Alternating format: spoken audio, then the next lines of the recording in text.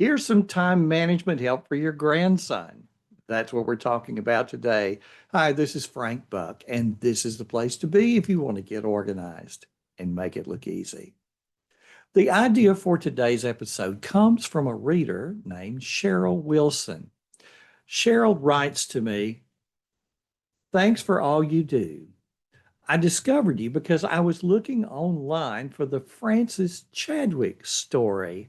Amazing how things happen."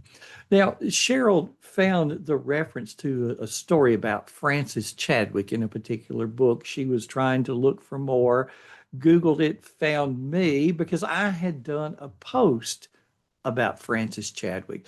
It's an intriguing story, and I'm going to include a link to it in the body of this blog post. So now, back to Cheryl's letter. I have a high school grandson who is attempting to finish high school at home and is having a problem with his time management. How might we go about helping him? Does that have to happen through a seminar, or is there another approach? Thank you, Cheryl. Cheryl, that was amazing serendipity. Your search for Florence Chadwick put you onto me and my work with organization and time management. Students typically procrastinate on the things that they don't know how to do or that they don't want to do. And they figure out there'll always be time later or something will magically happen that makes the unpleasant thing go away. These bad habits are sometimes reinforced by adults. The teacher decides the term paper doesn't have to be as long as what was originally assigned, or the tryout for the play was postponed. Somebody else steps in to bail the student out or do the task for them when the time crunch hits. Of course, the entire house of cards comes tumbling down when those deadlines are now upon the student. I would start by having the student sit down with one piece of paper and create a 1 week grid. What are the things that happen every week? Put them on the grid. Maybe it's a scout meeting every Tuesday night from 6 to 8 p.m., or band practices every Thursday night for an hour. You get the idea. Block out those time commitments on that grid.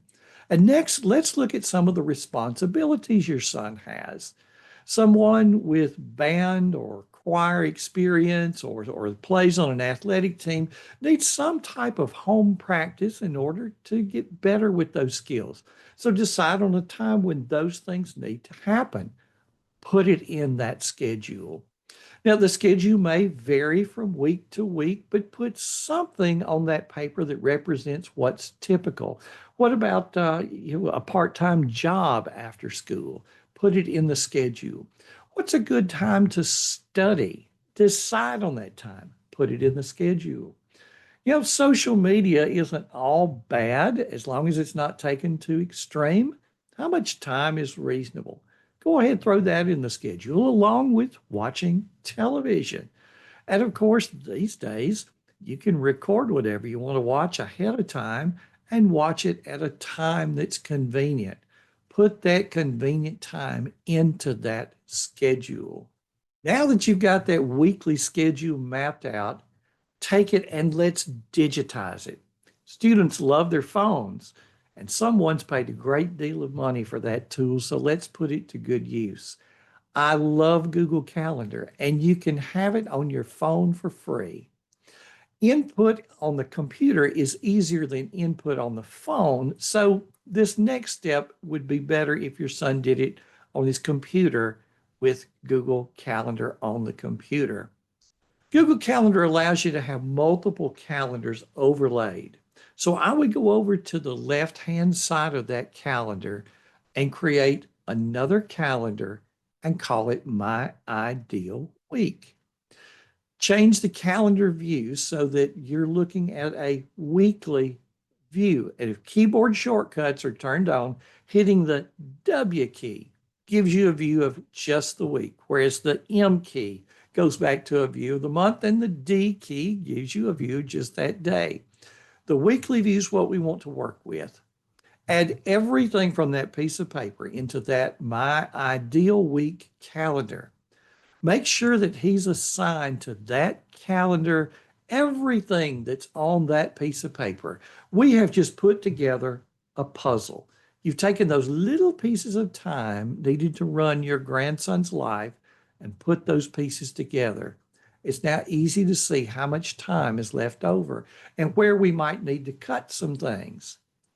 Now, let's look at what things are actual appointments where your son actually has to be a specific place at a specific time, such as the scout meeting or band practice.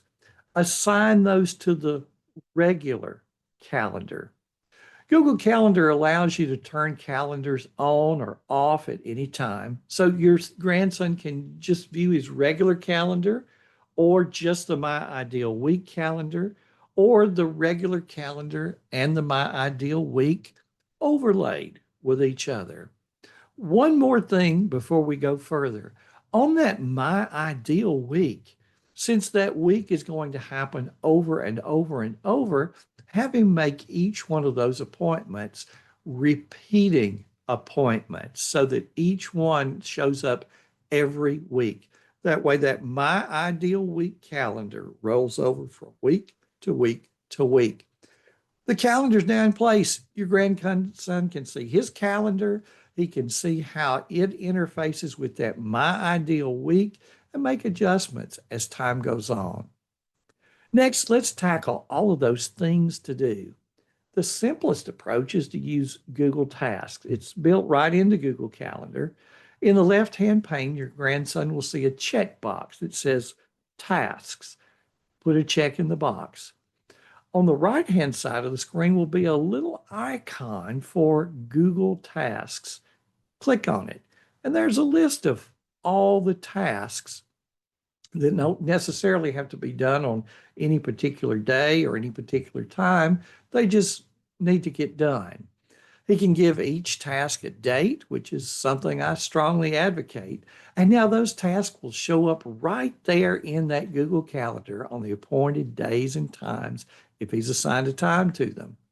He can even have reminders set so when it's time to do a particular task, he gets a reminder even if he's not looking at his phone. So, how do tasks and calendar work together? Well, with the My Ideal Week, let's say we've designated times each day for homework. When the teacher gives the assignments, these now become tasks, and your grandson knows when homework time is. He assigns the particular time that they need to be done, and then right there, they are in that calendar for the right part of the day, and he earns the right to forget about those tasks. When it's time to do the homework, all of the homework assignments are right there for him. Suppose he has a question for his teacher. That's a task. Put it in Google Task and he doesn't have to worry about forgetting. Now, to make this as easy as possible, install the Google Tasks app on the phone. With one tap, he can create a new task on the fly. Just as we have repeating events on the Google Calendar, we can have repeating tasks. What are the things that your grandson has every week in the way of tasks? Things that don't have to be done on a particular day or a particular time. They just need to be done. Are there chores around the house where he has a responsibility, but again, they don't have to be done on a particular time, a particular day? For example, does he give the dog the heartworm pill once a month? What other routine tasks does he have? Whether you're a high school student or the CEO of a large company, time management is divided into three parts. First, you have to have the ability to trap everything you have to do in one place. We've talked about how to do that. Secondly, you have to have a way to put all those things in order so that they just fall one right after another in the right sequence. And then you just do the work, and the work is so much easier because it's been well defined. Some people don't realize this until they're well into adulthood, and some people never learn it. The lucky ones are the ones who discover these basic principles early in life. And this is my hope for your grandson. Cheryl, thanks so much for your question. And so, for those of you that are listening to me today, what is your question? Leave me a comment. What you ask may be the subject for a future episode. Thanks for stopping by. And if you're not on my email list, let's take care of that right now. Go over to frankbuck.org/subscribe. That's frankbuck.org/subscribe. This has been Frank Buck, helping you get organized and make it look easy.